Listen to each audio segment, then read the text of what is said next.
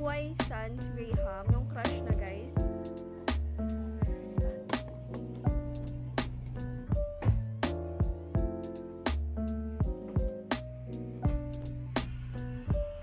Kinuha na guys, so it's my favorite.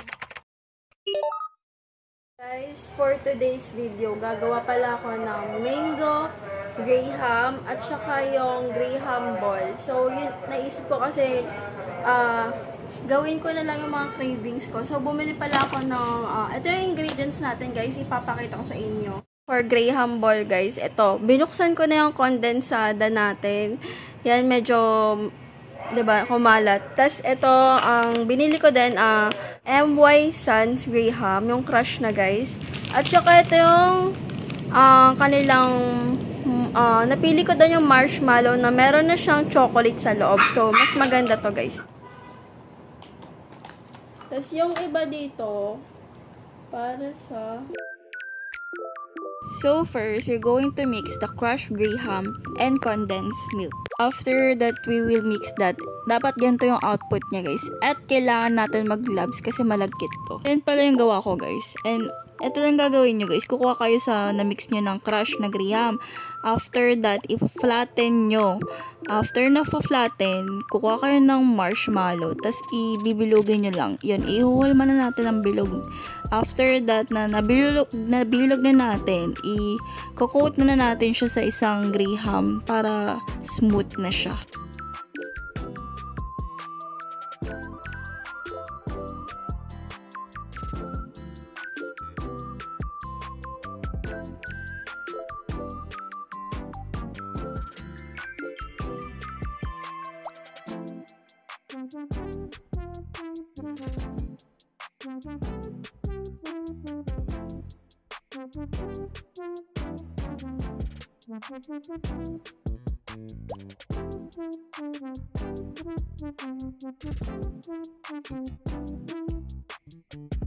So, for mango Graham float guys, hiwain na natin tong mga manggang nabili ko.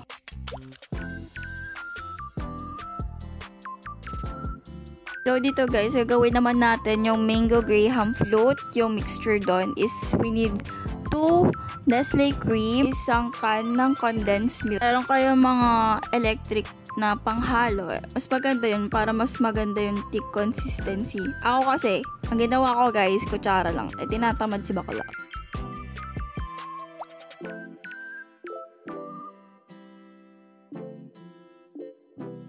Ito nga pala ang ating fresh mango guys. Dito ko siya ilalagay. Prepare natin sa malaking lalagyan. Target lock talaga to ng mga kapatid ko at saka ng mga ibang tao dito guys.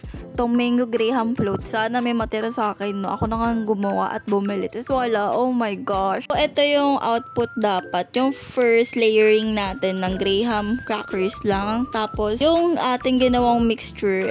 Pagkatapos ng mixture guys, yung mangga. Ayan, mas sulit kasi pag chunky yung nilagay ko dun. As in, talagang overload yung mango Graham float natin guys. So, yung layering natin guys, i-repeat nyo lang yung process. Yung crackers, yung mixture, and yung mango. So, bale, 3 layers yung ginawa ko. And after that, pag nasa pinakatuktok, yung crushed Graham is kinalat ko na. Tapos, lalagyan ko na lang ng toppings ng mga mango bits. So, here's the final output ng ating mango Graham float guys. Tapos ko na siya and gagawin na lang natin, i-freezer na lang natin siya kahit overnight nyo pa guys. Mas magandang naka-chilled yung dessert natin. Let's review. Wala, kinuha na guys, so, oh. It's your favorite ba? Hap, hap. Niloloko ako. Hap.